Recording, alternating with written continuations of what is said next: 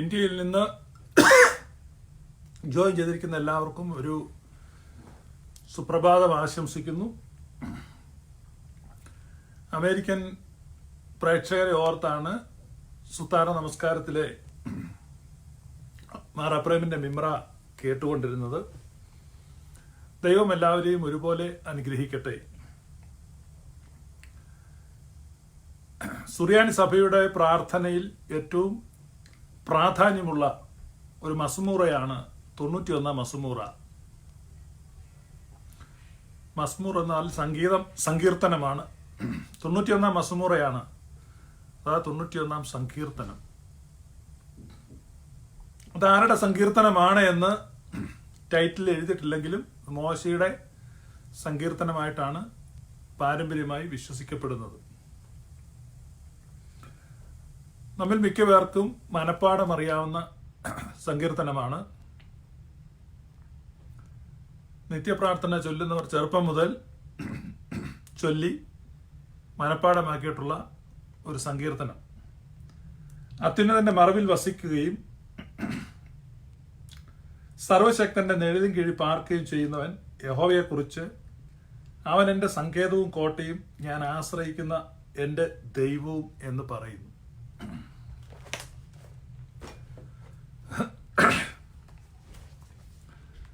അത്യുന്നതന്റെ മറവിൽ വസിക്കുകയും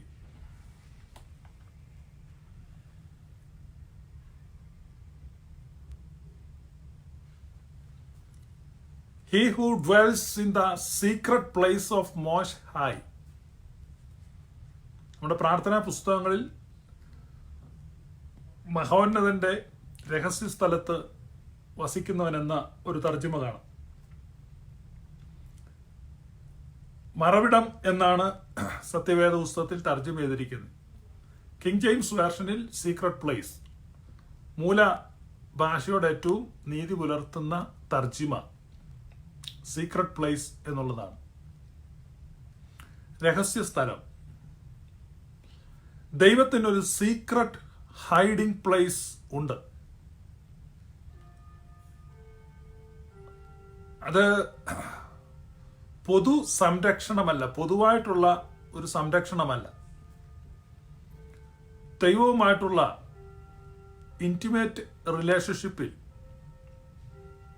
ആ ക്ലോസ് പ്രോക്സിമിറ്റിയിൽ വസിക്കുന്നവർക്കുള്ള പ്രത്യേക സംരക്ഷണത്തെക്കുറിച്ചാണ് ഈ സങ്കീർത്തനം പറയുന്നത്. യഹൂദന്മാരുടെ മിദ്രഷിൽ പറയുന്നത്,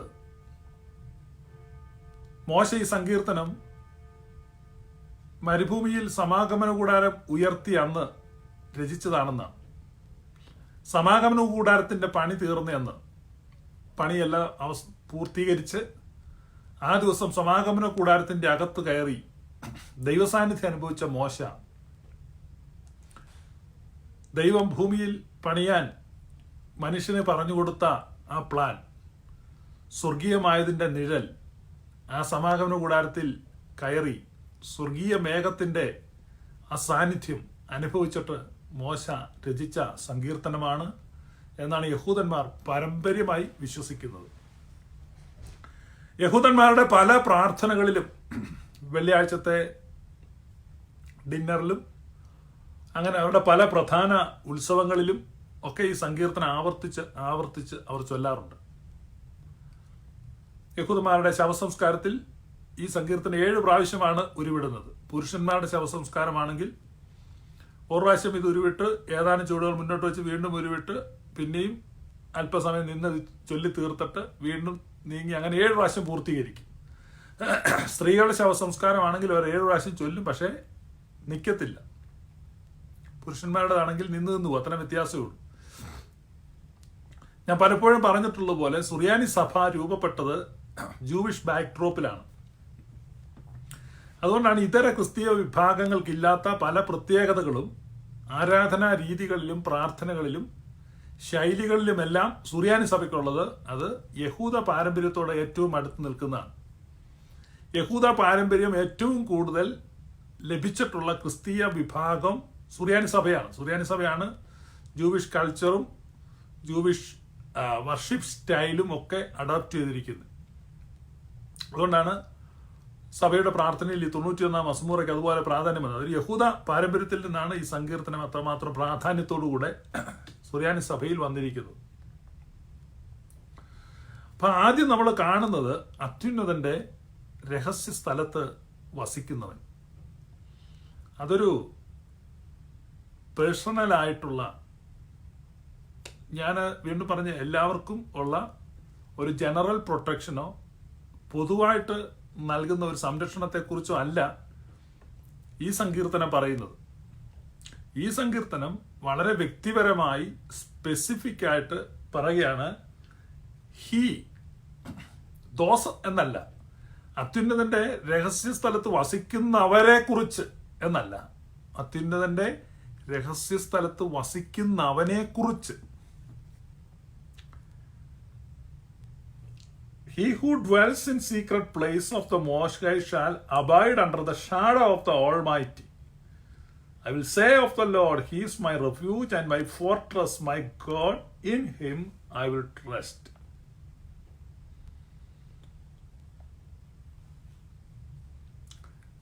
ഒരു വാക്യത്തിൽ, ആദ്യത്തെ ആ വാക്യത്തിൽ തന്നെ ദൈവത്തിൻ്റെ 4 പേരുകൾ അവിടെ പറയുന്നു. ഒറ്റ വാക്യത്തിൽ അത്യുന്നതൻ, അല്ലെ മഹോന്നതൻ, അത്യുന്നതന്റെ മറയിൽ വസിക്കും. സർവശക്തന്റെ, അടുത്തത് സർവശക്തൻ, നിഴലിൽ പാർക്കുകയും ചെയ്യുന്നവൻ, കർത്താവിനെ കുറിച്ച് അല്ലെങ്കിൽ യഹോവയെ കുറിച്ച്. യഹോവ എന്നുള്ളത് ലേറ്റർ റിസൻ ആയിട്ടുള്ള ഒരു പ്രയോഗമാണ്. യഹോവ എന്നുള്ള ആ പ്രയോഗം പഴയ ബൈബിളിലോ ഗ്രന്ഥങ്ങളിലോ ഉപയോഗങ്ങളിലോ ഒന്നും ഇല്ലായിരുന്നു. അത് ആ ഒരു തർജിമ നിമിത്തം നമ്മുടെ ധാരാളം ആളുകൾ വഞ്ചിക്കപ്പെട്ടിട്ടുണ്ട്. കാരണം ദൈവത്തിൻ്റെ നാമം യഹോവയാണെന്നും, കാരണം നമ്മൾ വളരെ വ്യാപകമായിട്ട് കേരളത്തിൽ ഉപയോഗിക്കുന്ന സത്യവേദ പുസ്തകത്തിൽ യഹോവ എന്ന പ്രയോഗമുള്ള സത്യവേദ പുസ്തകമാണ് കൂടുതലും ആളുകൾ ഉപയോഗിക്കുന്നത്. അതുകൊണ്ട് ആ വാക്ക് വളരെ പോപ്പുലറായി. പിന്നെ ആ വാക്കിന് എന്തോ ഒരു പവർ ഉണ്ടെന്നും അതാണ് ദൈവത്തിൻ്റെ നാമം എന്നുള്ള രീതിയിലുള്ള പ്രചരണവും. എന്നാൽ നമ്മൾ മനസ്സിലാക്കണം, അനേക നൂറ്റാണ്ടുകൾ അങ്ങനെ ഒരു വാക്കില്ലായിരുന്നു, അങ്ങനെ ഒരു നാമം ഇല്ലായിരുന്നു. അതൊരു ലേറ്റർ പോയിന്റിൽ കോയിൻ ചെയ്യപ്പെട്ട് എടുക്കപ്പെട്ടതാണ് കർത്താവിനെ കുറിച്ച്. ഈ യഹോവ എന്ന തർജിമ വന്നതുകൊണ്ട് ഒരുപാട് കുഴപ്പങ്ങളുണ്ടായിട്ടുണ്ട്. അതിൻ്റെ കാരണം, ഈ പഴയ നിയമത്തിൽ ഈ യഹോവയെ നമ്മൾ കാണുന്നുണ്ട്. പക്ഷേ പുതിയ നിയമത്തിലോട്ട് വരുമ്പം ഈ ബൈബിൾ സൊസൈറ്റിയുടെ ഈ സത്യവേദ പുസ്തകമാണ്. ഈ വേദപുസ്തകം നമ്മളിങ്ങനെ എടുത്തു നോക്കിയാൽ പഴയ നിയമത്തിൽ മുഴുവൻ ആദ്യം മുതൽ നമ്മൾ യഹോവയെ കാണുന്നുണ്ട്. മലാക്കിയുടെ പുസ്തകം വരെയും യഹോവയെ കാണാം. പിന്നെ ഒരു പേജൂടെ മറിച്ചു കഴിഞ്ഞാൽ പിന്നെ ഈ യഹോവ അപ്രത്യക്ഷനായി. Is no longer there. ഒരേ ബൈബിളിൻ്റെ ആണെന്ന് ഓർക്കണം. 2 വിഭാഗങ്ങളിൽ, പഴയ നിയമത്തിൽ ഒരു യഹോവ കടന്നിങ്ങനെ നമ്മൾ കാണാൻ പറ്റും, യഹോവ അവിടെ കടന്നെടുക്കുക. പക്ഷെ പുതിയ നിയമത്തിൽ യഹോവയില്ല. പുതിയ നിയമത്തിൽ യഹോവ അവിടെ പോയി. പുതിയ നിയമത്തിൽ യഹോവ ഇല്ലേ? യഹോവയ്ക്ക് എന്ത് സംഭവിച്ചു?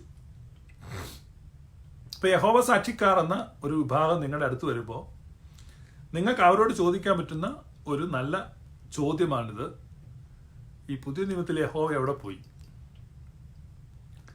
പഴയ നിയമത്തിൽ യഹോവ എന്ന് നമ്മുടെ ബൈബിളിൽ തർജിമ ചെയ്തിരിക്കുന്ന യഥാർത്ഥത്തിൽ അഡോണായി, കർത്താവ് എന്നാണ് തർജിമ ചെയ്യേണ്ടത്. ഇപ്പൊ കർത്താവ്, പഴയ നിയമത്തിൽ യഹോവ എന്ന് കാണുന്നിടത്ത് മുഴുവൻ നിങ്ങൾ കർത്താവ് എന്ന് വായിക്കുക. എന്നിട്ട് വായിച്ച് വായിച്ച് വായിച്ച് ഇങ്ങോട്ട് വന്നിട്ട് പുതിയ നിയമത്തിലോട്ട് കയറി ഇങ്ങനെ വായിക്കുമ്പോൾ കർത്താവ് എങ്ങും പോയിട്ടില്ല, കർത്താവ് പുതിയ നിയമത്തിലും ഉണ്ട്. അപ്പൊ കർത്താവ് എൻ്റെ കർത്താവിനോട് അരുളി ചെയ്തു. ഇങ്ങനെയൊക്കെ വായിച്ച് വായിച്ച് വായിച്ച് വായിച്ച് ഇങ്ങനെ മുന്നോട്ട് വരണം.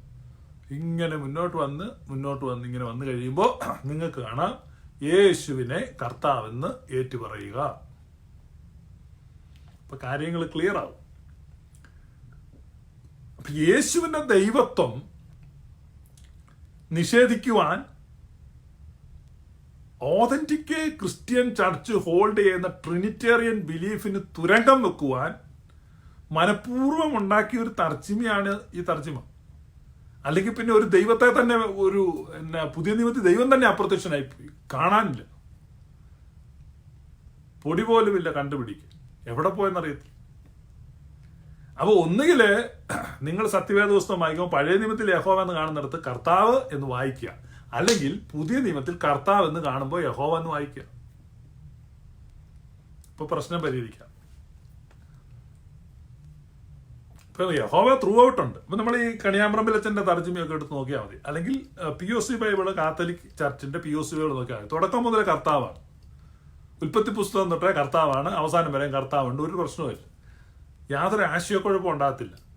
അപ്പം അല്ലെങ്കിൽ നിങ്ങൾ കണിയാമ്പ്രമ്പിലച്ചന്റെ ബൈബിൾ നോക്കുക, അതിനകത്തും കർത്താവ് എന്ന് നമുക്ക് കാണാം. അപ്പൊ ഈ യഹോവ വന്നിങ്ങനെ ചെയ്യുന്നതുകൊണ്ടാണ്. അതുകൊണ്ട് നമ്മൾ ഈ ഒറ്റ വാക്യത്തിൽ കാണുന്ന ദൈവത്തിന്റെ പേരുകളാണ്: ഒന്ന് അത്യുന്നതൻ, എലിയോൻ, എലിയോൻ, അത്യുന്നതൻ.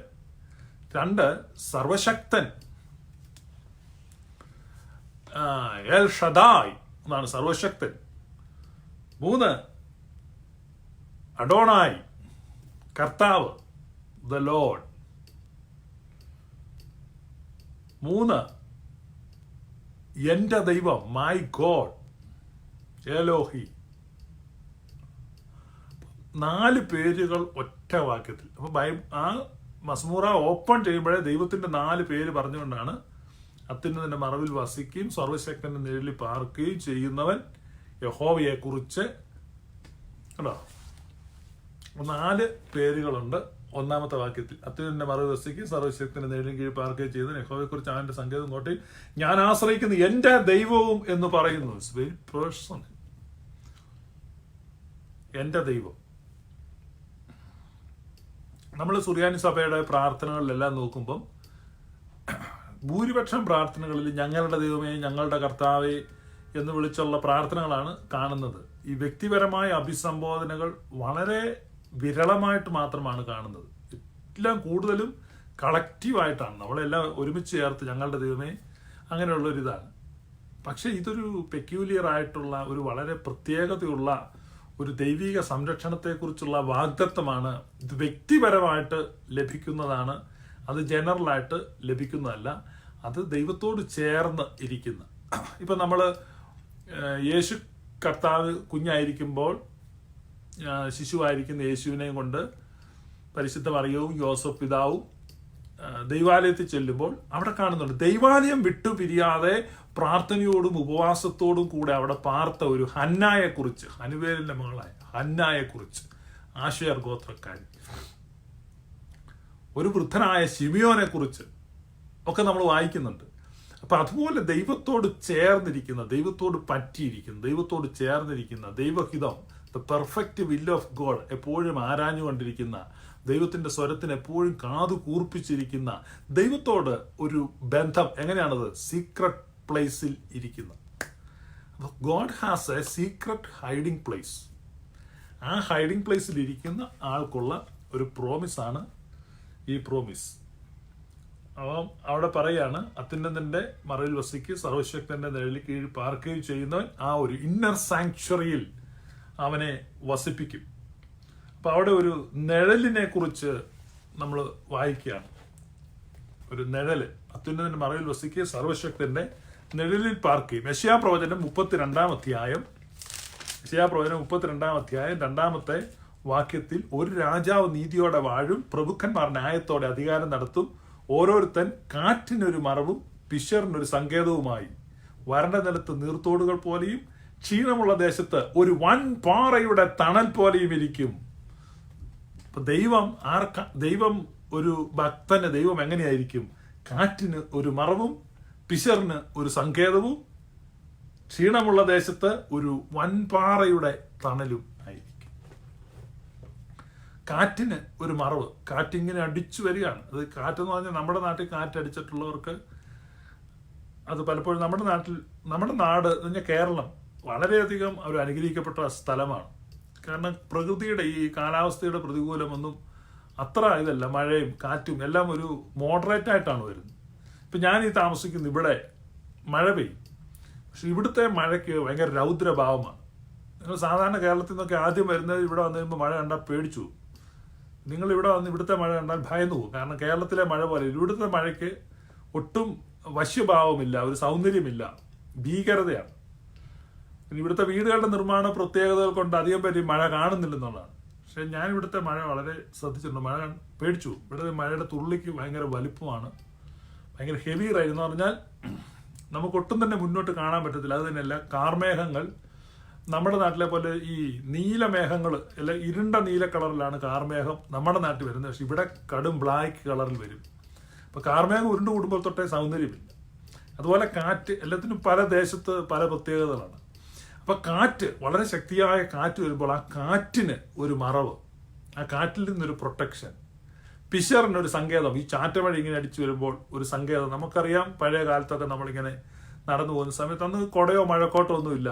പലപ്പോഴും നമ്മൾ മഴയൊക്കെ പെയ്യുമ്പോൾ വാഴയുടെ കീഴയോ അല്ലെങ്കിൽ ചെറിയ പാറയുടെ മറവിലോ ഒക്കെ നിൽക്കുകയാണ്. അങ്ങനെ ഒരു പ്രൊട്ടക്ഷൻ കാറ്റിന് എത്ര കാവ്യാത്മകമായിട്ടാണ് ആ സങ്കീർത്തനം എഴുതിയിരിക്കുന്നത്. മനുഷ്യന്റെ അനുദിന ജീവിതവുമായിട്ട് ബന്ധപ്പെട്ട് എഴുതുകയാണ്. ഇന്നത്തെ മോഡേൺ ആളുകൾക്ക് അത് മനസ്സിലാവുമായിരിക്കും. കാരണം ഇന്നും സിറ്റിയിലൂടെ നടന്നു പോകുമ്പോൾ മഴ പെയ്യുമ്പം ഈ അപ്പാർട്ട്മെന്റിന്റെ സൈഡിൽ തള്ളി നിൽക്കുന്ന പാരപ്പറ്റിന്റെ ഒക്കെ കീഴെ ആളുകൾ നിൽക്കുന്നതാണ്. അപ്പൊ കാറ്റിനൊരു മറവും പിശറിനൊരു സങ്കേതവും. അടുത്തത്, ക്ഷീണമുള്ള ദേശത്ത്, ഭയങ്കര വെയിലുള്ള ആ സ്ഥലത്തൂടെ നടന്നു പോകുമ്പോൾ തലയിൽ ഒരു നിഴല് പോലും ഇല്ല. അപ്പൊ നമ്മള് ഈ ആളുകൾക്കെല്ലാം മരം വെക്കുന്നതൊന്നും ഇഷ്ടമില്ല, എല്ലാവർക്കും മരം വെട്ടിക്കളയണം. പക്ഷെ സമ്മർ വന്നു കഴിയുമ്പോൾ നമ്മൾ പാർക്കിങ്ങിലോട്ട് ചെന്ന് കഴിയുമ്പം ആദ്യം നോക്കുന്നത് നമ്മുടെ കാർ ഇടാൻ ഏതെങ്കിലും ഒരു മരത്തിന്റെ നിഴലുണ്ടോന്ന് നോക്കും. അതെല്ലാവരും അങ്ങനെയാണ്. ഞാൻ ഇങ്ങനെ ചെല്ലും പാർക്കിങ്ങിലോട്ട്, അകലേന്ന് നോക്കും എവിടെയാണ് മരം ഉള്ളത്, എവിടെയാണ് ഒരു ഷെയ്ഡ് ഉള്ളത്. മിക്കവാറും ഒക്കെ എല്ലാ ഷെയ്ഡിലും കാറ് ആദ്യം തന്നെ കൊണ്ടിടും. എല്ലാവർക്കും വലിയ ഉത്സാഹമാണ്. പക്ഷെ ആർക്കും മരം വെക്കുന്ന ഇഷ്ടമില്ല, മരവും ഇഷ്ടമില്ല. പക്ഷേ വെയിലത്ത് വരുമ്പോൾ നമ്മുടെ കാറ് ഷെയ്ഡിൽ ഇടുകയും വേണം. അപ്പൊ അതുപോലെ ഇവിടെ മോശ പറയാണ്, ക്ഷീണമുള്ള ദേശത്ത് ഒരു വൻ പാറയുടെ തണൽ. നമ്മുടെ ദൈവം, നമ്മൾ ക്ഷീണിച്ചു പോകുമ്പോൾ ഒരു വൻ പാറയായിട്ട് ദൈവം നമുക്കും ആ വെയിലിനും സൂര്യപ്രകാശത്തിനും ഉഷ്ണം തട്ടാതെ നമ്മളെ ആശ്വസിപ്പിക്കുവാൻ, നമുക്ക് സാന്ത്വനം തരുവാൻ ഒരു വൻപാറയുടെ തണലായി കർത്താവ് നിൽക്കും. ഉത്തമഗീതങ്ങളുടെ പുസ്തകം 2-ാം അധ്യായത്തിൽ നമ്മൾ വായിക്കുന്നുണ്ട്. ഉത്തമഗീതങ്ങളുടെ പുസ്തകം 2-ാം അധ്യായത്തിൽ അതിൻ്റെ 3-ാമത്തെ വാക്യത്തിൽ, കാട്ടുമരങ്ങളുടെ ഇടയിൽ ഒരു നാരകം പോലെ യൗവനക്കാരുടെ ഇടയിൽ എൻ്റെ പ്രിയൻ ഇരിക്കുന്നു. അതിൻ്റെ നിഴലിൽ ഞാൻ അതിമോദത്തോടെ ഇരുന്നു. അതിൻ്റെ പഴം എൻ്റെ രുചിക്ക് മധുരമായിരുന്നു. അപ്പൊ അവിടെ നമ്മൾ കാട്ടുനാരകത്തിന്റെ ഒരു നിഴല് കാണുകയാണ്. 63-ാം സങ്കീർത്തനത്തിൽ നമ്മൾ കാണുന്നത്, 63-ാം സങ്കീർത്തനം അതിൻ്റെ 7-ാമത്തെ വാക്യത്തിൽ നമ്മൾ കാണുന്നത്, നീ എനിക്ക് സഹായമായി തീർന്നുവല്ലോ, നിന്റെ ചിറകിൻ നിഴലിൽ ഞാൻ ഘോഷിച്ചാനന്ദിക്കുന്നു. നിന്റെ ചിറകിന്റെ, the shadow of your wings, അവന്റെ ചിറക് ഇങ്ങനെ വിരിച്ചു കഴിയുമ്പോൾ ആ ചിറകിന്റെ നിഴലിൽ നമുക്ക് നിഴല് തരാൻ വേണ്ടി നമ്മുടെ മുകളിൽ അവൻ പറന്നു നിൽക്കും.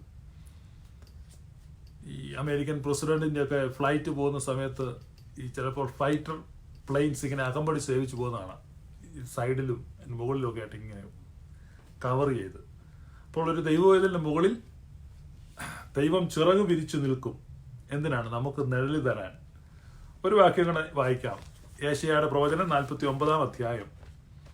യേശയ്യാ പ്രവചനം 49-ാം അധ്യായം അതിന്റെ 2-ാമത്തെ വാക്യം. യേശയ്യാ 49 നമുക്ക് വളരെ പ്രിയപ്പെട്ട അധ്യായമാണ്. അതിന്റെ 15-ാം വാക്യത്തിലാണ് അമ്മ മറന്നാലും ഞാൻ നിന്നെ മറക്കുകയില്ല എന്ന് പറയുന്നത്. 49:2 പറയുന്നു, അവൻ എൻ്റെ വായെ മൂർച്ചയുള്ള വാൾ പോലെയാക്കി തൻ്റെ കൈയുടെ നിഴലിൽ എന്നെ ഒളിപ്പിച്ചു.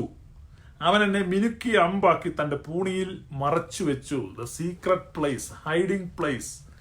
ഇപ്പൊ ദൈവത്തിന്, God has A purpose about you. അപ്പൊ ദൈവം എന്ത് ചെയ്യാണ്? കൈയുടെ നിഴലിൽ.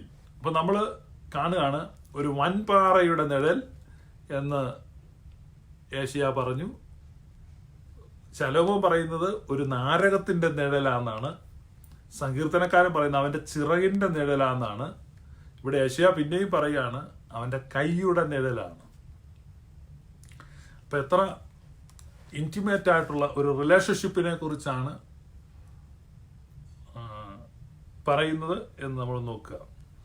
അവനെ കുറിച്ച് ഈ സംരക്ഷണം, ഈ വ്യക്തിപരമായ ഈ ബന്ധം അനുഭവിക്കുന്ന ഈ ഭക്തൻ പറയുകയാണ്, he's my refuge and my fortress.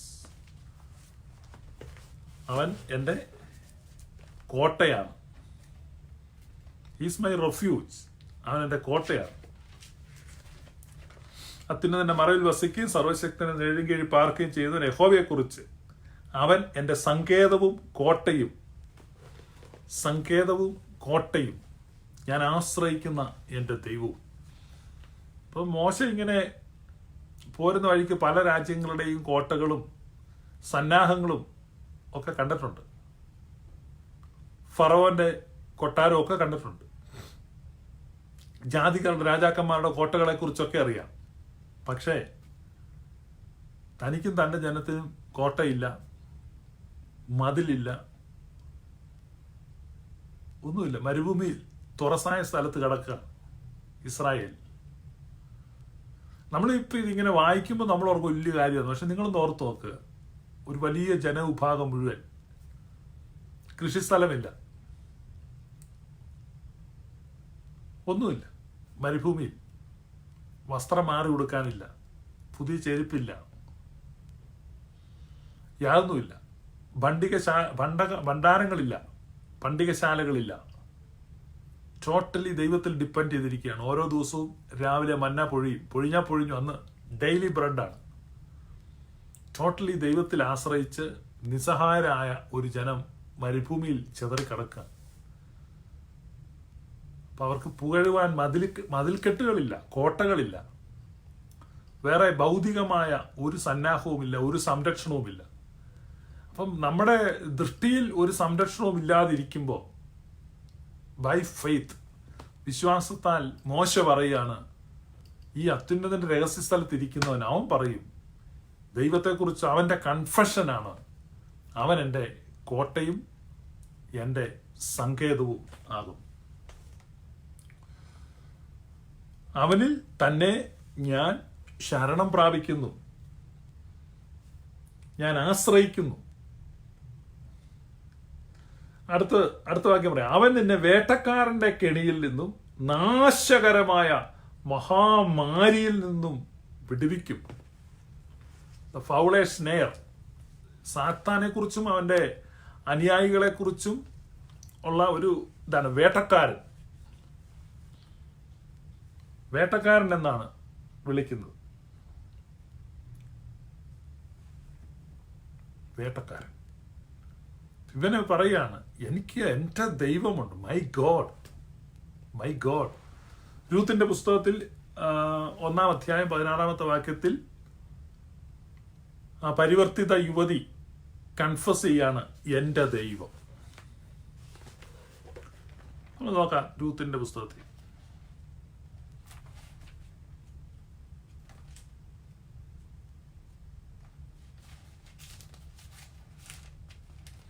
ഒന്നാം അധ്യായം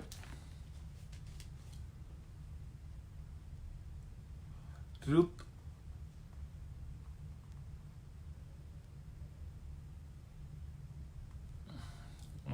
അതിന് രൂത്ത്, നിന്നെ വിട്ടു പിരിയുവാനും നിന്റെ കൂടെ വരാതെ മടങ്ങിപ്പോകാനും എന്നോട് പറയരുത്. നീ പോകുന്നിടത്ത് ഞാനും പോരും, നീ പാർക്കുന്നിടത്ത് ഞാനും പാർക്കും. നിന്റെ ജനം എൻ്റെ ജനം, നിന്റെ ദൈവം എൻ്റെ ദൈവം. മനസ്സിലായോ? രൂത്തിന്റെ കൺവേർഷൻ. രൂത്ത് മാനസാന്തരപ്പെടുകയാണ്. Your God is my God. വളരെ പ്രസിദ്ധമായ ഇതുണ്ട്. യോഹന്നാന്റെ സുവിശേഷം 20-ാമത്തെ അധ്യായത്തിൽ തോമസ് അപ്പോസ്തലൻ പറയുന്നുണ്ട്, my God and my Lord, എൻ്റെ കർത്താവും എൻ്റെ ദൈവവുമേ. അത് നമ്മുടെ ഓരോരുത്തരുടെയും വിശ്വാസമായിരിക്കണം. ഇന്ത്യയുടെ കാവൽ പിതാവായിരിക്കുന്ന മാർത്തോമാ ശ്ലീഹ ഏറ്റുപറഞ്ഞ വിശ്വാസമാണ്, എൻ്റെ ദൈവവും എൻ്റെ കർത്താവുമേ. എതിർപ്പുകൾ വരുന്ന സമയത്ത്, ശക്തമായ എതിർപ്പുകൾ വരുന്ന സമയത്തുള്ള ഒരു ഏറ്റുപറച്ചിലുമാണ് എൻ്റെ ദൈവം. നമ്മൾ 1 രാജാക്കന്മാർ 22-14 കാണുന്നുണ്ട്. അപ്പൊ പല സ്ഥലത്തും നമ്മൾക്ക് ഈ എൻ്റെ ദൈവം എന്നുള്ള പ്രഖ്യാപനം കാണാം. വലിയൊരു വിജയം വന്നു കഴിയുമ്പോൾ, പുറപ്പാട് പുസ്തകം 15 ചെങ്കടൽ കടർന്ന് മരുഭൂമി കിടക്കുമ്പോൾ ഫറവോനും സൈന്യവും ചെങ്കടലിൽ പട്ടുപോയി. അത് കഴിയുമ്പോൾ മിരിയാം പാട്ട് പാടുമ്പോൾ മിരിയാം പറയുന്നുണ്ട്,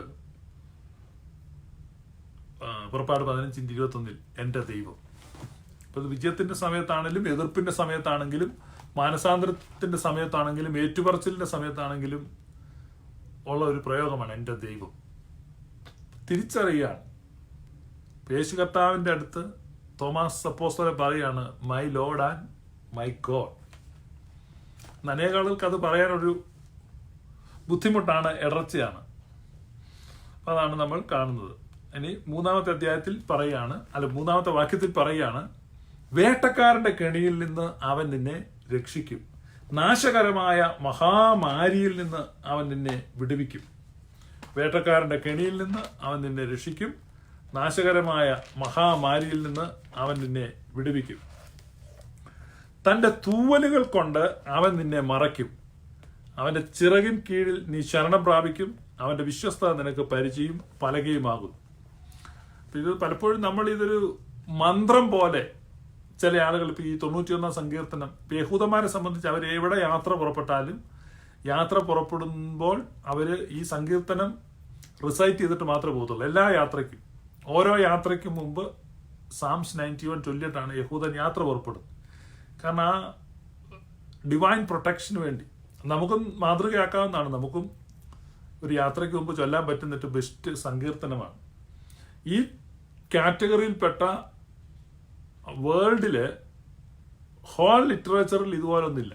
ഇതിന് തുല്യമോ ഇതിന്റെ അടുത്ത് വരാൻ പോലുമോ ഒരു സാഹിത്യ സൃഷ്ടിയില്ല സാംസ് 91 പോലെ. ഡിവൈൻ പ്രൊട്ടക്ഷനെ സംബന്ധിച്ച് ഏറ്റവും നമ്പർ 1 ആണ്.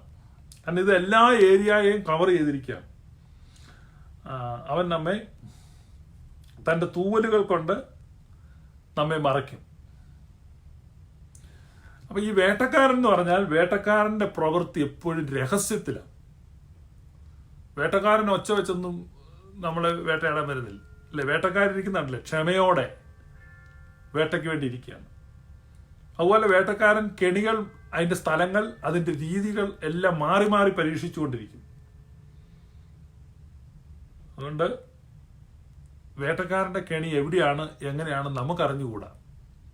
വേട്ടക്കാരന്റെ കെണിയിൽ നിന്ന് ദൈവമാണ് നമ്മെ രക്ഷിക്കുന്നത്. അതുപോലെ നാശകരമായ മഹാമാരിയിൽ നിന്ന് അവൻ നമ്മെ വിടുവിക്കും. ഇപ്പം നാശകരമായ എല്ലാ മഹാമാരിയിൽ നിന്നും എല്ലാ ക്രിസ്ത്യാനികളും എല്ലാ കാലത്തും വിടുവിക്കപ്പെടുമെന്ന് അർത്ഥമില്ല. പക്ഷെ ദൈവത്തിന്റെ രഹസ്യ സ്ഥലത്ത് ഈ 15-ാം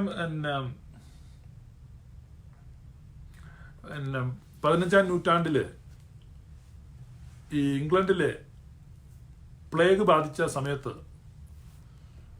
ലോർഡ് ക്രാവൻ എന്ന് പറയുന്ന ക്രാവൻ പ്രഭു ഇംഗ്ലണ്ടിൽ നഗരത്തിലാണ് പ്ലേഗ് ബാധ കൂടുതൽ, ആളുകൾ മരിച്ചു വീണുകൊണ്ടിരിക്കുകയാണ്.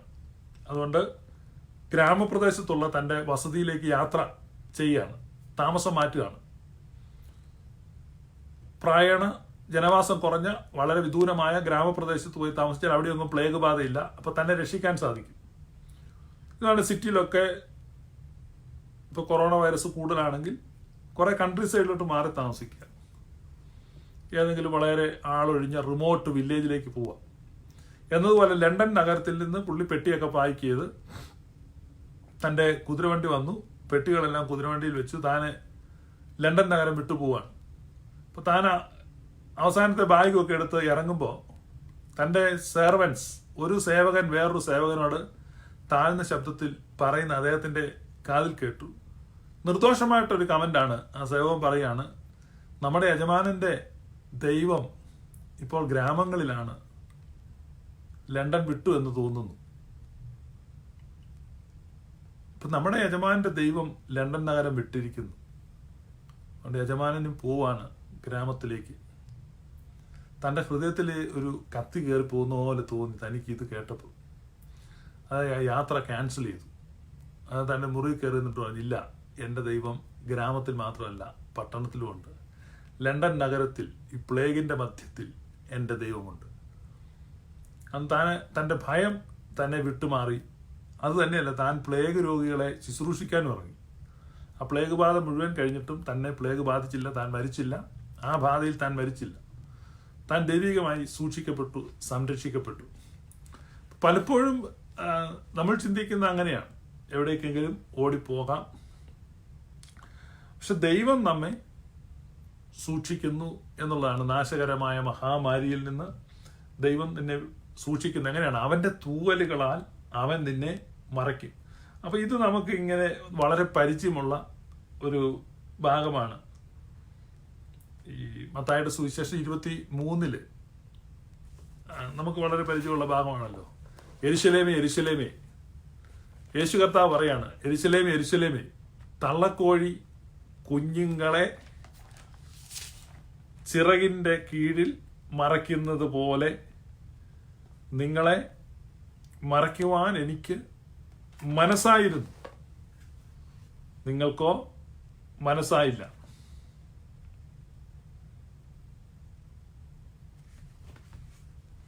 തള്ളക്കോഴി കുഞ്ഞുങ്ങളെ ചിറകിന്റെ കീഴിൽ മറയ്ക്കുന്നത് പോലെ നിങ്ങളെ മറച്ചു വെക്കുവാൻ എനിക്ക് മനസ്സായിരുന്നു, പക്ഷെ നിങ്ങൾക്ക് മനസ്സായില്ല.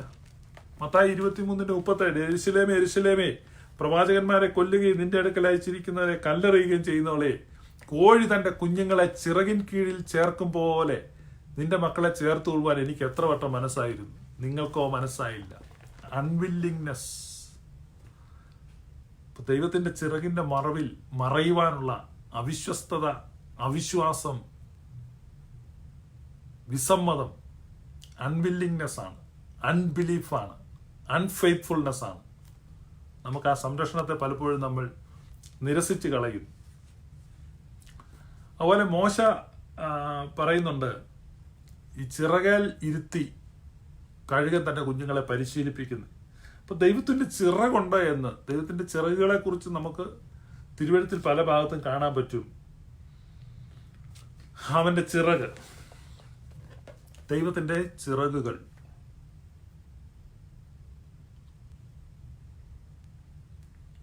തന്റെ തൂവലുകൾ കൊണ്ട് അവൻ നിന്നെ മറയ്ക്കും, അവന്റെ ചിറകിൽ നീ ശരണം പ്രാപിക്കും, അവന്റെ വിശ്വസ്തത നിനക്ക് പരിചയും പലകയും ആകുന്നു. ഇത് പലപ്പോഴും നമുക്ക് കൺഫ്യൂഷൻ ഉണ്ടാക്കുന്ന ഒരു സംഗതിയാണ്. ഈ പലക എന്ന് പറഞ്ഞ് എന്തിനാ നമുക്ക് പലക? അപ്പൊ അവന്റെ വിശ്വസ്തത, ഹിസ് ഫെയ്ത്ത്ഫുൾനെസ്, അത് പരിചയമാണെന്ന് പറഞ്ഞാൽ നമുക്കറിയാം. Shield, his truth shall be your shield and buckler. His truth, അവന്റെ സത്യം. പരിച നമുക്കറിയാം, ഇങ്ങനെ പിടിക്കുന്ന സാധനമാണ്. അമ്പും ഒക്കെ വരുന്ന സമയത്ത് വാളിന്റെ വായ്ത്തല്ലിൽ നിന്നൊക്കെ രക്ഷിക്കുന്നതാണ് പരിച. പക്ഷേ ഈ പലക എന്ന് പറഞ്ഞാൽ, തർജ്ജമ ചെയ്തിരിക്കുന്ന പലക എന്ന് പറഞ്ഞാൽ നമ്മുടെ ദേഹത്ത് വെച്ച് കെട്ടുന്ന ഒരു കവചമാണ്. നിങ്ങൾ ഈ പഴയ സിനിമയൊക്കെ കാണുമ്പോൾ അറിയാം, ഈ ഭടന്മാരുടെ ദേഹത്ത് ഇങ്ങനെ വെച്ച് കെട്ടുന്ന, അല്ലെങ്കിൽ നമ്മൾ പഴയ നമ്മുടെ തടിമില്ലിലൊക്കെ ചെല്ലുമ്പോൾ കാണാം ആളുകൾ, തടി ഇറക്കുന്ന ആളുകൾ നെഞ്ചത്ത് ഇങ്ങനെ തൊകല് കൊണ്ടൊരു സാധനം വെച്ച് കെട്ടുന്നത്. അതുപോലെ പടച്ചട്ട നമ്മുടെ ദേഹത്തെ കവർ ചെയ്യുന്ന ഒന്നാണ്, നമ്മളെ പൊതിഞ്ഞ് റാപ്പ് ചെയ്ത് വെക്കുന്നത്. അപ്പൊ 2 കവറിങ്ങാണ്. ഇപ്പൊ ദൈവത്തിന്റെ വിശ്വസ്തത നമുക്ക് എന്ത് ചെയ്യാണ്? ഡബിൾ ലെയർ പ്രൊട്ടക്ഷൻ തരികയാണ്. ഇപ്പൊ ഇന്ന് ദൈവത്തിന് മാത്രമേ പ്രൊട്ടക്ഷൻ തരാൻ പറ്റുള്ളൂ. ഇപ്പം ലോകത്തിലെ ഏറ്റവും വലിയ ശക്തിയായ അമേരിക്കയിൽ ഹോസ്പിറ്റലുകളിൽ മാസ്ക് ഇല്ല, മുഖാവരണമില്ല. നേഴ്സുമാർക്ക് കൊടുക്കാൻ മാസ്ക് ഇല്ല, ഗ്ലൗസ് ഇല്ല. പക്ഷെ അവർക്കെല്ലാം വേണം ഈ 2 മിസൈൽ കൊടുക്കാനുണ്ട്. ഇവിടെ എല്ലാ നേഴ്സുമാർക്കും വേണമെങ്കിൽ 2 മിസൈൽ വെച്ച് കൊടുക്കാം. പക്ഷെ മാസ്ക് ഇല്ല, ഗ്ലൗസ് ഇല്ല. ആ സമയത്താണ് ദൈവത്തിന്റെ വാഗ്ദാനം കിടക്കുന്നത്. അവൻ ഡബിൾ ലെയർ പ്രൊട്ടക്ഷൻ ഫ്രീ ആയിട്ട് കൊടുക്കുകയാണ്. അവന്റെ വിശ്വസ്തത നമുക്ക് പരിചയും പലകയുമാണ്. എന്ന് പറഞ്ഞാൽ ഷീൽഡ് ആൻഡ് ബക്ലർ, നമ്മുടെ ബോഡിയോട് ചേർത്ത് കെട്ടുന്ന ഒരു കവചവും, അതുകൂടാതെ നമുക്ക് കയ്യിൽ തരുന്ന മറ്റൊരു പരിചയം. ദൈവത്തിന്റെ വിശ്വസ്തത ഡബിൾ ലെയർ പ്രൊട്ടക്ഷൻ ഗ്യാരണ്ടി ചെയ്യും. അപ്പൊ ഈ തരത്തിലാണ് ദൈവസന്നിധിയിൽ, ദൈവത്തിന്റെ രഹസ്യ സ്ഥലത്ത് നമ്മൾ ഇരിക്കുന്നത്. അപ്പൊ ഇവന് ഈ പ്രൊട്ടക്ഷൻ കിട്ടിക്കഴിയുമ്പോൾ അതിന്റെ റിസൾട്ട് എന്താണ്? 1, രാത്രിയിലെ ഭയത്തെയും പകൽ പറക്കുന്ന അസ്ത്രത്തെയും ഇരുട്ടിൽ സഞ്ചരിക്കുന്ന മഹാമാരിയെയും ഉച്ചയ്ക്ക് നശിപ്പിക്കുന്ന സംഹാരത്തെയും നിനക്ക് പേടിപ്പാനില്ല. പലതരം പിശാചുക്കളെ കുറിച്ചാണ് ഡിസ്ക്രൈബ് ചെയ്തിരിക്കുന്നത്. 4 ടൈപ്പ് അവിടെ പറയുകയാണ്. 1, രാത്രിയിലെ ഭയം. 2, പകൽ പറക്കുന്ന അസ്ത്രം. 3, ഇരുട്ടിൽ സഞ്ചരിക്കുന്ന മഹാമാരി. 4, ഉച്ചയ്ക്ക് നശിപ്പിക്കുന്ന സംഹാരം. ഇത് ഷിഫ്റ്റ് വെച്ചാണ് വരുന്നത്. 4 ഷിഫ്റ്റിൽ വർക്ക് ചെയ്യാണ്. ഇപ്പൊ 6 മണിക്കൂർ വെച്ച് ഗ്യാപ്പാണ്. ത്രൂ ഔട്ട് ഒന്നും വർക്ക് ചെയ്യുന്നില്ല. ഗ്യാപ്പ് വെച്ച് ഇങ്ങനെ പിശാച് പ്രവർത്തിച്ചുകൊണ്ടിരിക്കുകയാണ്. പക്ഷെ നമ്മുടെ ദൈവം എന്ന് പറഞ്ഞു കഴിഞ്ഞാൽ അവൻ ഉറങ്ങുന്നില്ല, ഉറക്കം തൂങ്ങുന്നില്ല. പിശാചിക്കൊക്കെ ഉറക്കമൊക്കെ കാണും, ഇടയ്ക്ക് റെസ്റ്റൊക്കെ എടുക്കും. അപ്പോൾ പകൽ പറക്കുന്ന അസ്ത്രമുണ്ട്, പകൽ പറക്കുന്ന അസ്ത്രം. രാത്രി മാത്രമല്ല പിശാച് വരുന്നത്. ഒരുപാട് നമ്മളിൽ പല ആളുകൾക്ക് ഇരുട്ട് വന്നു കഴിയുമ്പോഴാണ് പിശാച് വരുമോ എന്നൊരു ചിന്ത വരുന്നത്. എന്നാൽ പകൽ പറക്കുന്ന അസ്ത്രമുണ്ട്. പകൽ ആക്ട് ഓഫ് ഡെവിളുണ്ട്. പകൽ എനിമിയുടെ പ്രവർത്തനം പകലുണ്ട്. അപ്പൊ പകൽ പറക്കുന്ന അസ്ത്രം, ഇരുട്ടിൽ സഞ്ചരിക്കുന്ന വചനം. ഇരുട്ടിൽ സഞ്ചരിക്കുന്ന വചനം എന്ന് പറഞ്ഞാൽ അതാണ് ഈ ആഭിചാരം, ക്ഷുദ്രപ്രയോഗങ്ങൾ, കൂടോത്രം. ഈ കൂടോത്രം എന്നത് ഈ ഗൂഢാസ്ത്രം, അതാണ് ഈ കൂടോത്രമായിട്ട് വന്നത്. ചില ആളുകൾ പറയും അത് കൂടുപാത്രം എന്നാണ്. നോ, കൂടുപാത്രം എന്നല്ല, ഗൂഢാസ്ത്രമാണ്. സാധാരണ അസ്ത്രമുണ്ട്, ഗൂഢാസ്ത്രവും. ഇരുട്ടിൽ സഞ്ചരിക്കുന്ന വചനം, ഉച്ചയ്ക്ക് പുറപ്പെടുന്ന സംഹാരം, അങ്ങനെ ഒരെണ്ണമുണ്ട്. നിങ്ങൾ ഈ ഇപ്പൊ കൊറോണ ആയതുകൊണ്ട്, അല്ലെ കേരളത്തിൽ നിങ്ങൾ നോക്കിയാൽ റോഡപകടങ്ങൾ നോക്കിയാൽ മതി. ഏറ്റവും കൂടുതൽ റോഡപകടം ഉണ്ടാകുന്ന ഒരു സമയം ഉച്ചയ്ക്ക് 1 മണി തൊട്ട് 3 മണി വരെ. നിങ്ങൾ നോക്കി, ഉച്ചയ്ക്ക് പുറപ്പെടുന്ന ഒരു സംഹാരമുണ്ട്. അപ്പൊ പിശാചിന്റെ പ്രവൃത്തി എന്ന് പറഞ്ഞാൽ രാത്രി മാത്രമല്ല. അപ്പൊ ഇത്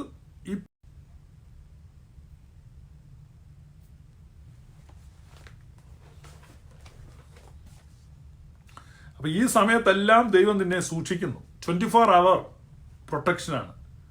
അത് ഇരുട്ടിലാണെങ്കിലും രാത്രിയിലാണെങ്കിലും പകലാണെങ്കിലും അത് ഉച്ചയ്ക്കാണെങ്കിലും. അപ്പൊ ഏത് സമയത്ത് ഏതെല്ലാം തരത്തിൽ പ്രലോഭനങ്ങളുണ്ടാകാം, വശീകരണങ്ങളുണ്ടാകാം, മനസ്സ് ഭ്രമിച്ചു പോകാം, അപകടങ്ങൾ പല രീതിയിലാണ്. ഇപ്പൊ പിശാച് വെള്ളിയാഴ്ച രാത്രി മാത്രമല്ല വരുന്നത്.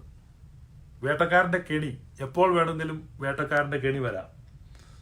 അതുകൊണ്ട് അതിൽ നിന്നെല്ലാം കർത്താവ് സൂക്ഷിക്കുന്നു. ദൈവത്തിന്റെ പ്രൊട്ടക്ഷൻ.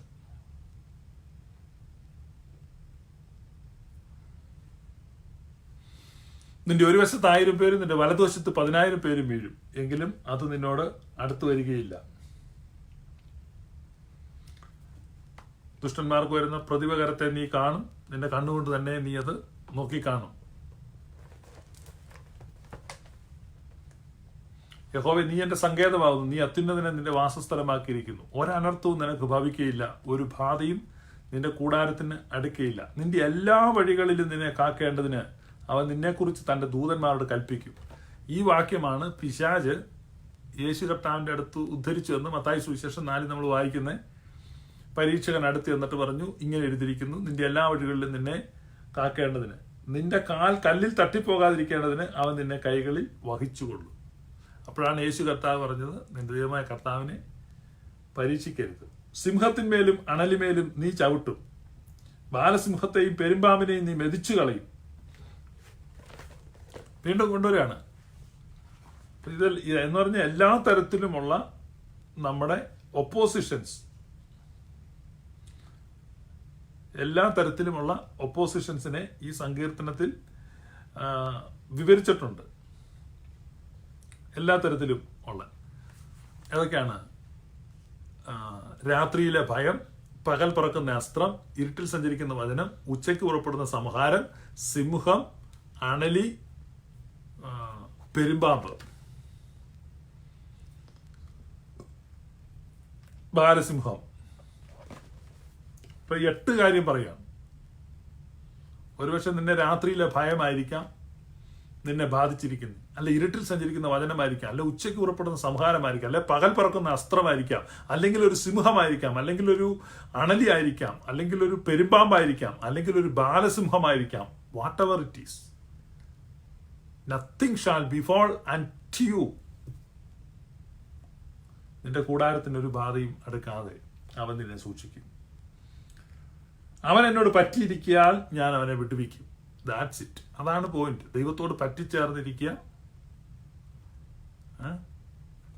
അതല്ലേ? നൂന്റെ മകനായ യോശുവയെയും കാലേബിനെയും കുറിച്ച് പഴയത്ത് പറയുവാണ് യഹോവയോട് പറ്റിച്ചേർന്നു. ഇപ്പൊ ദൈവത്തോട് പറ്റിച്ചേർന്ന് നിൽക്കുക. എങ്ങനെയാണ് ദൈവത്തോട് പറ്റിച്ചേർന്ന് നിൽക്കുന്നത്? ആർക്കാ അതിനെപ്പറ്റി പറയാൻ പറ്റും? ദൈവത്തോട് എങ്ങനെയാ പറ്റിച്ചേർന്ന് നിൽക്കുന്നത്? ദൈവത്തിന്റെ ആശയവും നമ്മുടെ ആശയവും ഒന്നാണ്. മനസ്സിലായി? ആമോസിന്റെ പുസ്തകം 3-ാം അധ്യായം 3-ാം വാക്യം നിങ്ങൾ വായിച്ചു നോക്ക്. 2 പേർ ഒത്തിട്ടല്ലാതെ ഒരുമിച്ച് നടക്കാൻ പറ്റുമോ? 2 പേർ ഒത്തിട്ടല്ലാതെ ഒരുമിച്ച് നടക്കാൻ കഴിയുമോ? അപ്പം നമ്മുടെ ആശയം ദൈവത്തിന്റെ ആശയവുമായിട്ട് നമ്മൾ ഒന്നായി വരണം. എങ്കിൽ മാത്രമേ ദൈവത്തോട് ചേർന്ന് നടക്കാൻ പറ്റത്തുള്ളൂ. ഹാനോക്ക് ദൈവത്തോടു കൂടെ നടന്നു. ഹാനോക്ക് 300 വർഷം ഹാനോക്ക് ദൈവത്തോടു കൂടെ നടന്നു. അതിന്റെ ശേഷം ദൈവം അവനെ എടുത്തു, അവനെ കാണാതെ. അങ്ങനെ നമ്മൾ വായിക്കുന്നു. ഹാനോക്ക് ദൈവത്തോടു കൂടെ നടന്നു, 300 വർഷം ഇങ്ങനെ നടന്ന് അവസാനം ദൈവം അവനെ എടുത്തുകൊണ്ട് പോയി. പിന്നെ കാണാൻ പറ്റിയില്ല. അങ്ങനെയാണ് ബൈബിൾ പറയുന്നത്. ഹാനോക്ക് എന്തുകൊണ്ടാണ് അങ്ങനെ നടക്കാൻ ഇടയായത്? നമുക്ക് ഹാനോക്കിന് 65 വയസ്സായപ്പോൾ അവൻ മെഥൂശലേഹിനെ ജനിപ്പിച്ചു. ഹാനോക്കിന് 65 വയസ്സായപ്പോൾ അവൻ മെഥൂശലേഹിനെ ജനിപ്പിച്ചു. മെഥൂശലേഹിനെ ജനിപ്പിച്ച ശേഷം ഹാനോക്ക് 300 സംവത്സരം ദൈവത്തോട് കൂടെ നടക്കുകയും പുത്രന്മാരെയും പുത്രിമാരെയും ജനിപ്പിക്കുകയും ചെയ്തു. അപ്പൊ നിങ്ങൾ ആ ഉൽപ്പത്തി പുസ്തകം 5-ാം അധ്യായം 21-ാമത്തെ വാക്യം വായിക്കണം. അവിടെ വായിക്കുമ്പോൾ എഴുതിക്കാണ്, ഹാനോക്കിന് 65 വയസ്സായപ്പോൾ ഈ 65-ാമത്തെ വയസ്സിൽ ഹാനോക്കിന് ഒരു മകനുണ്ടായി. അവന്റെ പേരാണ് മെഥൂശലേഹ്. നിങ്ങൾ ആ രംഗമൊക്കെ ഇങ്ങനെ ഭാവന കാണണം. ഞാൻ എപ്പോഴും നിങ്ങളോട് സജസ്റ്റ് ചെയ്യുന്നതാണ്, ബൈബിൾ വായിക്കുമ്പോൾ നിങ്ങളുടെ മനസ്സിലെ TV ഓൺ ചെയ്ത് വെക്കണം. എന്നിട്ട് ഇതെല്ലാം ഇങ്ങനെ, ഞാൻ അങ്ങനെയാണ് ബൈബിൾ വായിച്ചിട്ടുള്ളത്. ഞാൻ ഫോർമലായിട്ട് ബൈബിൾ എഡ്യൂക്കേഷന് സെമിനാരിൽ പോയിട്ടില്ല. ബൈബിൾ വായിക്കുമ്പോൾ ഇങ്ങനെ നമ്മുടെ മനസ്സിൽ TV ഒക്കെ ഓൺ ചെയ്ത് വെച്ചിട്ട് ഇങ്ങനെ നോക്കിക്കൊണ്ടിരുന്നാൽ മതി. അപ്പം നമുക്ക് മറ്റാളുകൾ കാണാത്തൊക്കെ അതിനകത്ത് ഇങ്ങനെ നമുക്ക് കാണാൻ പറ്റും. അപ്പം ഞാൻ കാണുമ്പോൾ ഞാൻ നോക്കുകയാണ്, ഹാനോക്ക് കൂടാരത്തിനകത്ത് ഭാര്യയെ പ്രസവത്തിന് വേണ്ടി ഇട്ടിരിക്കുകയാണ്. സൂതി കർമ്മിണികളൊക്കെ അകത്തുണ്ട്. ഭാര്യ വേദന എടുത്ത് കരയുന്നുണ്ട്. പ്രസവം അല്പം കോംപ്ലിക്കേറ്റഡ് ആണ്. ഹാനോക്ക് കൂടാരത്തിന്റെ പുറത്തൂടെ കൈ ഇങ്ങനെ തിരുമി പുറയിൽ കെട്ടി അങ്ങോട്ടും ഇങ്ങോട്ടും ഒക്കെ നടക്കുന്നുണ്ട്. വേറെ ഒന്നും ചെയ്യാനില്ല. ആണുങ്ങൾക്ക് എന്തോ ചെയ്യാൻ പറ്റും, പെണ്ണുങ്ങൾ പ്രസവിച്ചേ പറ്റൂ. ഇങ്ങനെ വിഷമിച്ചും പ്രയാസപ്പെട്ടും. അപ്പം തൻ്റെ 65 വർഷത്തെ ജീവിതത്തിൽ നിന്ന് വലിയ മാനസാന്തരം, ആ ഭാര്യയുടെ പ്രസവം, തൻ്റെ കുഞ്ഞുണ്ടാകുന്ന തനിക്ക് വലിയ ചേഞ്ച് ഉണ്ടാകും. കാരണം അവിടെ എഴുതിയിരിക്കുകയാണ്, അതിനുശേഷം അവൻ 300 വർഷം ദൈവത്തോടു കൂടെ നടന്നു. അപ്പോൾ അന്ന് വരെയുള്ള ലൈഫിൽ നിന്ന് വിപ്ലവകരമായ ഒരു പരിവർത്തനം തൻ്റെ മകന്റെ ജനനവുമായിട്ട് ബന്ധപ്പെട്ട്. അപ്പം പ്രസവം കോംപ്ലിക്കേഷൻ ആയിരുന്നിരിക്കും നമുക്ക് ഊഹിക്കാം. അപ്പം ദൈവം അവനോട് സംസാരിച്ചു. ദൈവം അവനോട് വലിയ വെളിപ്പാട് കൊടുത്തു, വലിയ ദർശനം കൊടുത്തു. എന്താ ദർശനം? അതുകൊണ്ട് അവൻ മകന്റെ മെഥൂശലേഹ് എന്ന് പേരിട്ടു. എന്താ മെഥൂശലേഹ് എന്ന് പറഞ്ഞാൽ ഇവന്റെ ശേഷം പ്രളയം എന്നാണ് അതിന്റെ അർത്ഥം. ആ മെഥൂശലേഹ് എന്ന് പറഞ്ഞാൽ, മെഥൂശലേഹ് എന്ന് പറഞ്ഞാൽ ഇതോടുകൂടെ ഈ മെഥൂശലേഹിന്റെ ആയുസ് തീരുന്നതോടുകൂടെ ഭൂമിയുടെ ആയുസ് തന്നെ തീരും എന്നുള്ള വിധത്തിൽ മഹാപ്രളയത്തിന്റെ ഒരു ദർശനം ഈ ഭാര്യയുടെ പ്രസവവേദനയുടെ സമയത്ത് ഹാനോക്കിന് കിട്ടി. അതുകൊണ്ടാണ് ആ പേരിട്ട് വെച്ചത്. അതുകൊണ്ടാണ് ആ വരാൻ പോകുന്ന ആ നാശത്തെ കണ്ടത്. അപ്പൊ ദൈവത്തോട് ചേർന്ന് നടക്കുകയാണ് പിന്നത്തെ 300 വർഷം. നിങ്ങൾ ഈ കണക്ക് നോക്കി കഴിയുമ്പോഴേക്കും അറിയാം, മെഥൂശലേഹ് മരിക്കുന്ന വർഷമാണ് ഭൂമിയിൽ പ്രളയം തുടങ്ങുന്നത്. കൃത്യം പേരാണ് ഹാനോക്ക് ഇട്ടത്. ഹാനോക്ക് ദൈവത്തോടു കൂടെ നടന്നു 300 വർഷം ദൈവത്തോടു കൂടെ നടന്നു കഴിഞ്ഞപ്പം ദൈവം പറഞ്ഞു, ഇനിയിപ്പോൾ നീ ഒത്തിരി ദൂരം ഇനി നടന്നു പോകുന്നു, നിന്റെ വീട്ടിൽ നിന്നൊക്കെ ഒത്തിരി ദൂരം നടന്നു പോകുന്നു, ഇനിയിപ്പോൾ നമുക്ക് എൻ്റെ വീട്ടിലോട്ടങ്ങ് പോയേക്കാം. ദൈവം അവനെ എടുത്തുകൊണ്ടങ്ങ് പോയി. നിങ്ങൾ വായിക്കേണ്ടത് ആമോസിന്റെ പുസ്തകം 3:3. 2 പേർ ഒത്തിട്ടല്ലാതെ ഒരുമിച്ച് നടക്കാൻ പറ്റുമോ? നമ്മുടെ ഐഡിയയും നിങ്ങളുടെ ഐഡിയയും 2ആണ്. നിങ്ങൾ പിണറായി വിജയന്റെ ആളാണ്, ഞാൻ രമേശ് ചെന്നിത്തലയുടെ ആളാണ്. നമ്മൾ ഒരുമിച്ച് എത്ര നേരം സഞ്ചരിക്കാൻ പറ്റും? നമുക്കധികം സഞ്ചരിക്കാം. അതുകൊണ്ടാണ് പൗലോസ് കൊലാസി ലേഖനം എഴുതുമ്പോൾ നിങ്ങൾ നോക്കണം. കൊലാസി ലേഖനം 1-ാം അധ്യായം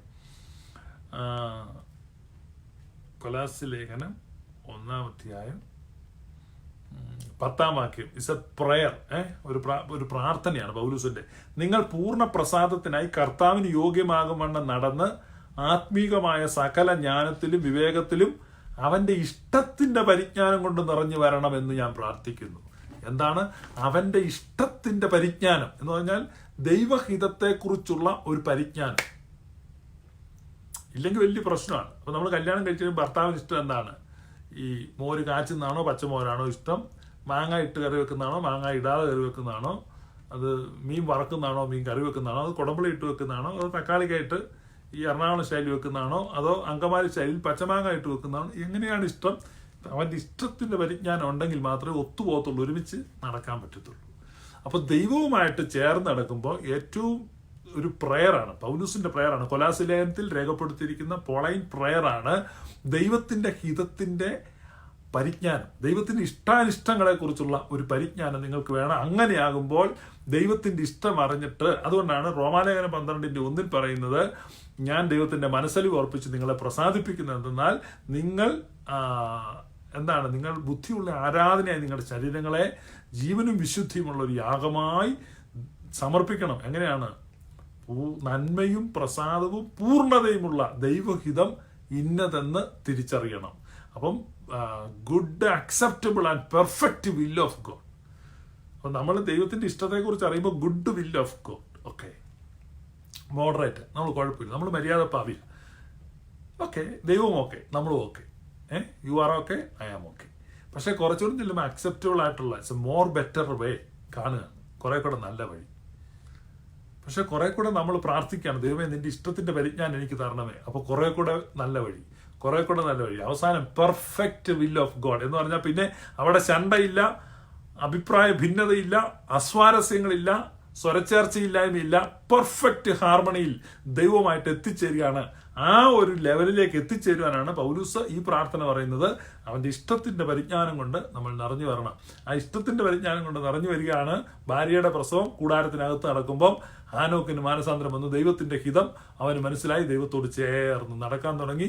അതാണ് ഇവിടെ നമ്മൾ ഈ സങ്കീർത്തനത്തിൽ വായിക്കുന്നത്. നമ്മൾ എല്ലാ ദിവസവും ചൊല്ലുന്ന, അതുകൊണ്ടാണ് ഞാനിത് പറഞ്ഞത്. എന്നോട് ഈ ബിൻഡോ പറഞ്ഞ് എന്തെങ്കിലും ഒന്ന് പറയണം, ഞാൻ ചോദിച്ചു എന്താ പറയണ്ടേ? അപ്പോൾ എന്തെങ്കിലും, അപ്പം ഞാൻ ഓർത്തുന്ന എല്ലാ ദിവസവും ചൊല്ലുന്ന അല്ലേ ഇതേക്കുറിച്ച് പറയാം. അപ്പം അവൻ എന്നോട് പറ്റിയിരിക്കുക. അപ്പം ഈ വില്ല് രണ്ടും ഒന്നായെങ്കിലേ പറ്റിയിരിക്കാൻ പറ്റത്തുള്ളൂ. പറ്റിയതിരിക്കാൻ, അങ്ങോട്ട് മാറിയിരിക്കാൻ പറ്റും ഇല്ലേ, അങ്ങോട്ട് നീങ്ങിയിരിക്കാൻ പറ്റും. അത്ര ഒരു സ്നേഹം വന്നു കഴിയുമ്പോഴാണ് നമുക്ക് പറ്റിയിരിക്കാൻ പറ്റും. എത്രയാണ് നമ്മൾ ചേർന്നിരിക്കുന്നത്, ഒത്തിരി ഇഷ്ടം വരും. നമ്മൾ സ്കൂളിലൊക്കെ പഠിക്കുക, ഞങ്ങളൊക്കെ ഒരു ബെഞ്ചിലിരുന്നാണ്, ഇപ്പോൾ ഒരു ബെഞ്ച്, നമ്മൾ ഇങ്ങനെ ഇഷ്ടം കൂടുമ്പോൾ ഇങ്ങനെ മുട്ടിയിരിക്കും.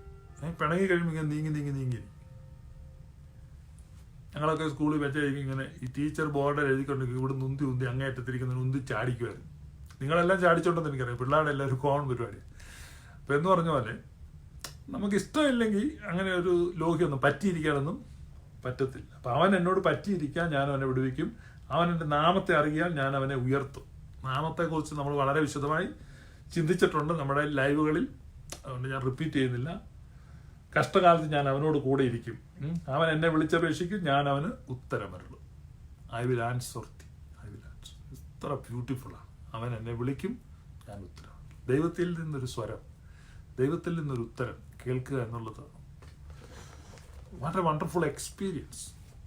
നിങ്ങളിപ്പോൾ എന്നെ ഫോൺ വിളിക്കുക, വാട്സാപ്പിൽ വിളിച്ചാൽ ഞാൻ ഉത്തരം പറയും.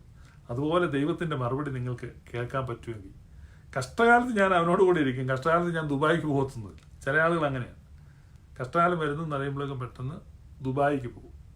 നിങ്ങളൊക്കെ എല്ലാം ഭയങ്കര വിടുതലും, നിങ്ങളെല്ലാം ശാപം ഞാൻ മുറിച്ചു, പക്ഷേ ഞാൻ അവിടെയൊന്നും നിൽക്കത്തില്ല, പെട്ടെന്ന് അന്തരമാർഗെ സ്ഥലം വിടും. പക്ഷെ ദൈവം പറയാണ് കഷ്ടകാലത്ത് അവൻ കഷ്ടങ്ങളിൽ ഏറ്റവും അടുത്ത തുണയാണെന്ന് David wrote from his own experience, അവൻ്റെ അനുഭൂതി എന്ന് പറയാം.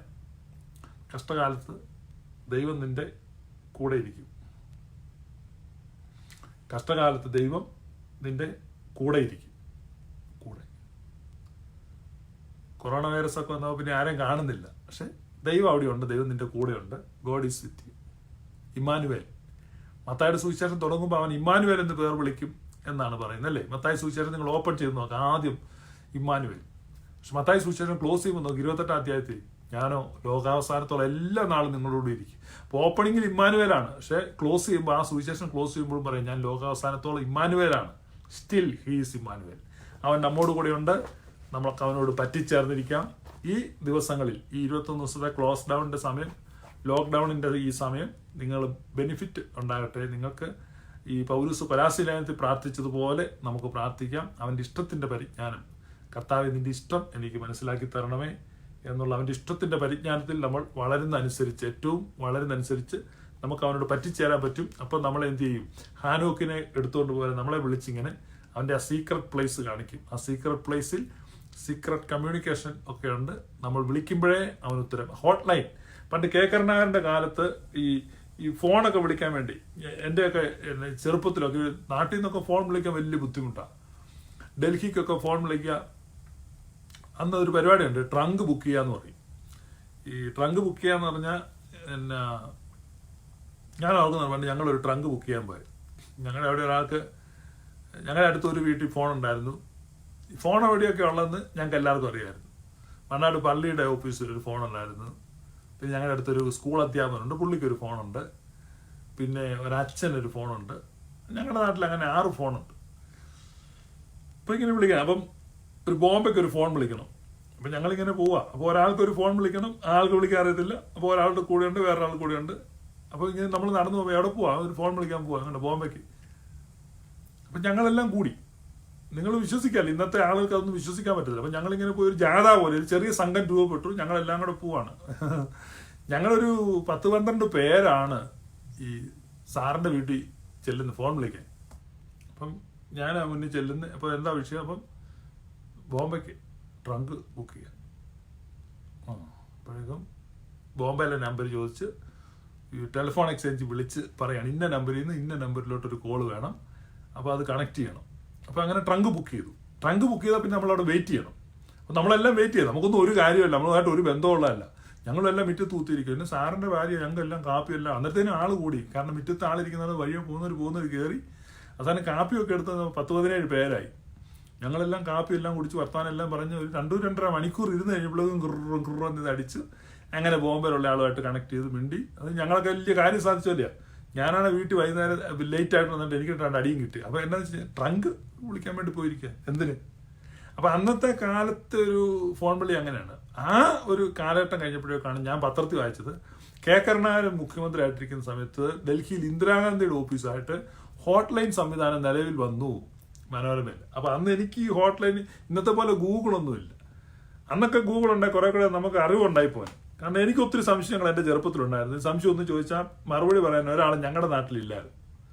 ഒരുപാട് സംശയങ്ങളുണ്ട്. സാറുമാർ ചോദിച്ചാൽ അവർക്ക് അറിയത്തില്ല. അവരുടെയൊക്കെ ഒരു ശല്യക്കാരനായിരുന്നു ഞാൻ. അങ്ങനെയാണ് ഞാൻ വിദ്യാഭ്യാസം തന്നെ മടുത്തു. കാരണം എന്തെങ്കിലും ചെന്ന് ചോദിച്ചാൽ ആർക്കും ഒന്നും അറിയത്തില്ല. സംശയങ്ങളുണ്ടാവും, പക്ഷെ ഒന്നും അറിയത്തില്ല, ആർക്കും അറിയത്തില്ല. ഇങ്ങനത്തെ സംശയങ്ങളൊന്നും വേണ്ടെന്നാണ് പറയും. അപ്പോൾ ഹോട്ട് ലൈൻ നിലവിൽ വന്നു. അപ്പോൾ ഈ ഹോട്ട് ലൈൻ ഉണ്ടാകുന്നത് എൻ്റെ അമ്മാച്ചന് കുറേ വിവരമുണ്ടായിരുന്നു. ഒരു ദിവസം പുള്ളിയെ കണ്ടപ്പോൾ ഞാൻ ചോദിച്ചു, പുള്ളി എനിക്ക് പറഞ്ഞു തന്നു. അത് ഈ ഹോട്ട് ലൈൻ എന്ന് പറഞ്ഞു കഴിഞ്ഞാൽ ഇവിടെ നിന്ന് കരുണാകരൻ്റെ ഓഫീസിൽ നിന്ന് ഈ ഫോൺ ഇങ്ങനെ പൊക്കിയാൽ മതി, നമ്പർ പോലും ഡയറി ഉണ്ട്. ഈ ഫോൺ ഇവിടെ പൊക്കുമ്പോഴേ ഡൽഹിയിൽ ഇന്ദിരാഗാന്ധിയുടെ ഓഫീസിലെ ഫോൺ അടിക്കും. അപ്പോഴേ ഉണ്ടായിരുന്നു, ഒരു സ്പ്ലിറ്റ് ഓഫ് സെക്കൻഡ് പോലും. അപ്പം അന്ന് നമ്മൾ ട്രങ്ക് വിളിച്ച് കറക്കി വിളിച്ച് ബോംബെക്ക് വിളിക്കുന്ന സമയത്താണ് ഇങ്ങനെ ഹോട്ട് ലൈൻ സംവിധാനം നിലവിൽ വന്നതും നമ്മൾ വായിച്ചു. അപ്പോൾ ഇതാണ് പല ലെവലാണ്. അപ്പോൾ അവൻ്റെ ഇഷ്ടം നമ്മൾ അറിഞ്ഞു കഴിയുമ്പോൾ അവനുമായിട്ടൊരു ഹോട്ട് ലൈൻ റിലേഷൻഷിപ്പ് നിങ്ങൾക്ക് അങ്ങോട്ടുണ്ടാകും. അതാണ് പറഞ്ഞത്, അവൻ വിളിക്കുമ്പോൾ ഞാൻ ഉത്തരമരുളും. യശയാപ്രവാചകൻ കുറെ കൂടെ എക്സ്പ്ലെയിൻ ചെയ്യുന്നുണ്ട്. അവൻ സംസാരിച്ചു കൊണ്ടിരിക്കുമ്പോൾ തന്നെ ഞാൻ ഉത്തരം അരുളിക്കൊണ്ടിരിക്കും. മനസ്സിലായോ? What A wonderful experience it is. നമ്മൾ എല്ലാ ദിവസവും വായിക്കുന്ന ഒരു മസമൂറയാണ്. ഇതേക്കുറിച്ച് നിങ്ങൾക്ക് എന്നേക്കാൾ നന്നായിട്ട് അറിയാം. എന്നെ ഈ ഇതിലേക്ക് വിളിച്ച ഐമിനുത്തോ അധികാരികൾക്ക് നന്ദി പറയുന്നു.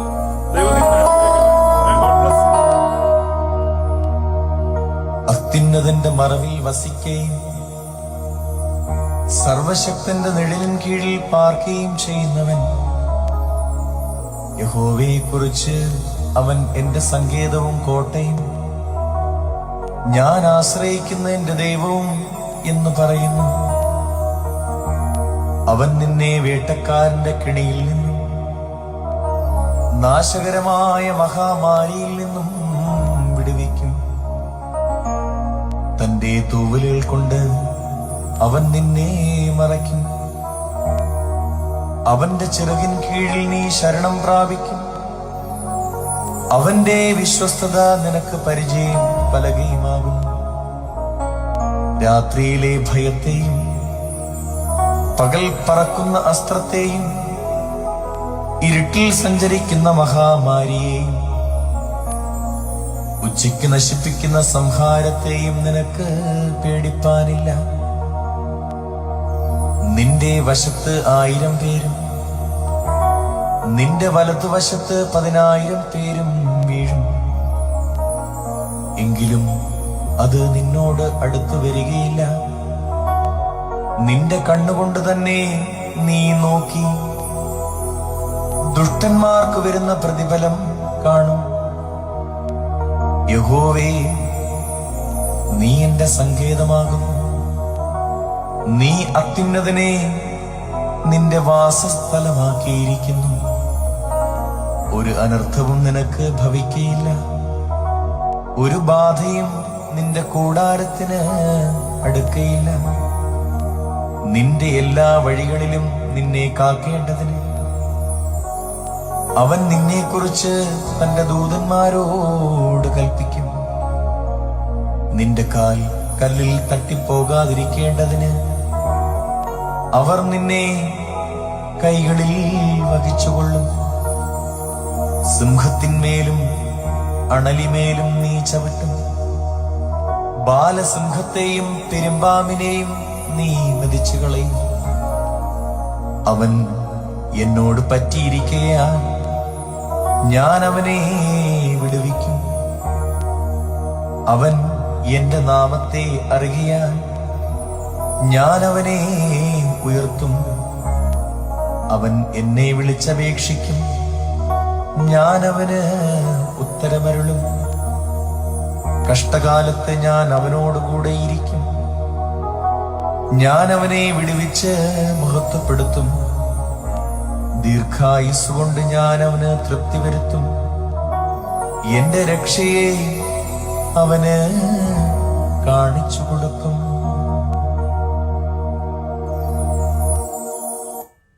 May God bless you. Thank you.